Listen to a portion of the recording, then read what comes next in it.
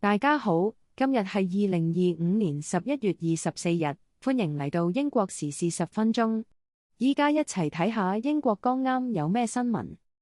首先係 BBC 網站嘅消息。第一則新聞 BBC 報道，英國 Bristol 發生襲擊事件，一名警員喺以色列防衛公司嘅廠房遇襲，疑犯被控嚴重傷害罪及其他罪名。第二則新聞BBC 報道，北安普頓郡警方4名警員因 Hashut Grella 案件中嘅失職行為，將面臨紀律聆訊。呢位女子之後喺倫敦伊爾福 Ilford 被發現死喺車尾箱。第三則新聞 BBC 報道，英國前陸軍參謀長 Richard Dennett 勳爵及商人 David Evans 勳爵，因違反上議院守則或面臨停職處分，涉及收取酬金提供議會服務。第四則新聞 BBC 報道，前英國首相卡梅倫勳爵 Lord Cameron 透露自己曾接受前列腺癌治療，呼籲更多男性接受篩查，以提高早期發現嘅機會。第五則新聞 BBC 報道，英國政府宣布將設立全國性紀念日，以紀念恐怖襲擊嘅受害者同幸存者。首個紀念日將於2026年舉行。第六則新聞 BBC 報道，威爾斯公主凱薩琳 Catherine 呼籲終結對成癮嘅污名，並鼓勵對受酒精、藥物或賭博困擾嘅人提供支持同埋關懷。第七則新聞 BBC 報道，10歲英國象棋神童 Boudana Schiavone 喺英國女子閃電賽中脫穎而出，躋身世界前50名，展現驚人嘅棋藝天賦。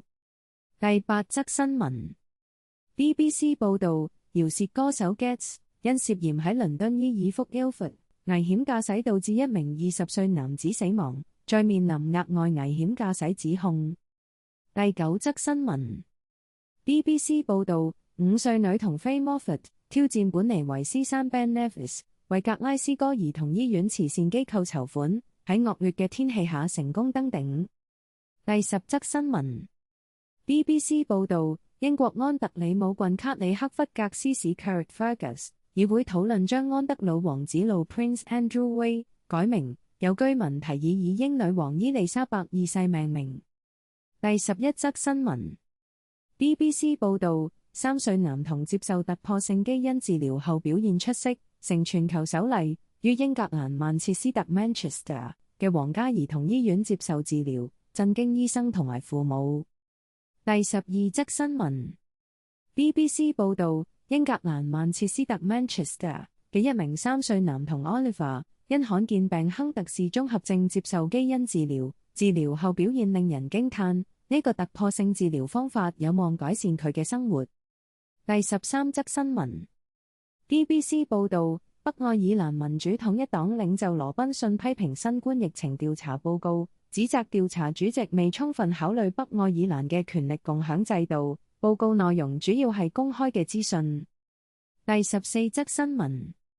BBC 報道，蘇格蘭政府同英國政府就位於法夫郡 Fife 嘅 Westmoreland 化學工廠關閉事宜舉行具建設性嘅會談，旨在支持受影響嘅工人。第15則新聞 BBC 報道，威爾斯戈塞諾高西岸居民投訴，一間房屋嘅車道堆滿垃圾，造成火災隱患，並影響居民生活質素，促請斯旺西市議會採取行動。跟住到衛報網站嘅消息。第16則新聞，衛報報道 BBC 嘅前顧問表示，關於 BBC 喺美國大選報道嘅洩密備忘錄，並未能完全反映完整嘅調查報告，強調呢只係個人嘅觀點。第17則新聞，衛報報道，英國警方表示禁止馬卡比特拉維夫隊比賽，主要原因係擔心球迷暴力事件，而非反猶太主義。柏丹拿表示政府應減少監管。第18則新聞，衛報報道，研究顯示停止使用 Mounjaro 減肥針嘅人，健康狀況會出現逆轉，體重增加，血脂同血壓改善都會減退。第19則新聞，衛報報道，英國金屬回收巨企 Enimetals 因財困申請清盤，旗下27個英國廠房面臨倒閉，超過650個員工或會失業。第20則新聞，衛報報導，英國曼徹斯特基因治療有突破，3歲兒童接受亨特氏症候群治療後情況好轉，為呢種罕見遺傳病嘅患者帶來希望。第21則新聞，衛報報導，英國財相李允晴預告，未來5年嘅經濟增長預測將會下調，歸咎保守黨政府嘅投資不足，影響英國嘅經濟發展。第22則新聞，衛報報導，英國拒絕尼日利亞引渡請求，涉器官販運嘅尼日利亞前政客 Ikweamadua 喺英國服刑，政府拒絕將佢遣返。第23則新聞，衛報報導，2名貴族涉嫌違反遊說規則，遭上議院停職處分，包括前英國陸軍司令 Bennett、勳爵，佢哋嘅行為被指有濫用職權之嫌。第24則新聞，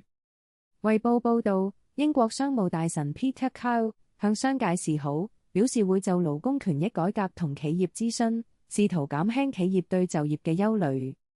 第25則新聞，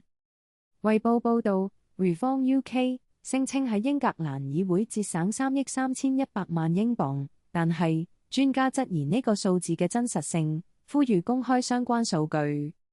第26則新聞，衛報報導，英國政界人士敦促司紀賢恢復選舉委員會獨立性，確保選舉公正性，避免英國喺全球選舉誠信方面落後。第27則新聞，衛報報導，法拉奇被促解釋佢喺美國傳媒中發表同反猶太主義有關嘅陰謀論，需要解釋佢嘅言論，以及佢喺青年時期嘅種族言論。第28則新聞，衛報報導，英格蘭大學生嘅資金比起10年前，而家只係得返2/3，大學校長擔心嚟緊嘅國際學生收費會令情況惡化。第29則新聞，衛報報導，英國上議院嘅規則同文化令議員容易濫用佢哋嘅特權地位。前英國陸軍司令丹尼特同沃特福德嘅埃文斯勳爵，因為違反遊說規則而被停職。第30則新聞，衛報報導，英國財相李允晴 Rachel Reeves 嘅預算案將會受到市場嘅密切關注，因為佢嘅言論會影響到2.7萬億英鎊嘅債券市場。依家喺德意志銀行嘅倫敦交易大廳，一個專門嘅 AI 工具將會監察財相嘅演講。第31則新聞，衛報報導，倫敦展開搜尋行動，目標係揾到罕有嘅德國無蝸牛。公民科學家同專家合作，喺泰晤士河沿岸尋找呢種瀕危物種。第32則新聞，衛報報導，諾和諾德 Novo Nordisk 嘅 Ozempic 藥物喺阿茲海默症嘅臨床試驗中失敗，股價下跌。呢個結果令到呢隻熱門嘅減肥藥物嘅新用途嘅希望破滅。第33則新聞，衛報報導，研究發現，英國係起核電廠成本最高嘅地方，政府小組呼籲要徹底改革規劃同環境規則，以加快同降低反應堆嘅建造費用。第34則新聞，衛報報導，澳洲礦業巨頭必和必拓 BHP 放棄收購競爭對手英美資源 Anglo American 嘅最新嘗試，之前嘅收購提議再次被拒絕。第35則新聞，衛報報導，數據顯示，2025年英國嘅山火摧毀嘅面積係有紀錄以來最大。消防員呼籲要長期投資，並表示英國應對氣候危機嘅準備嚴重不足。第36則新聞，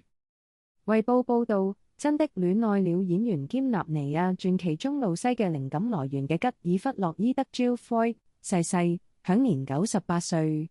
佢嘅女兒表示佢係頑強、古怪、善良、有愛同頑皮嘅人。第37則新聞，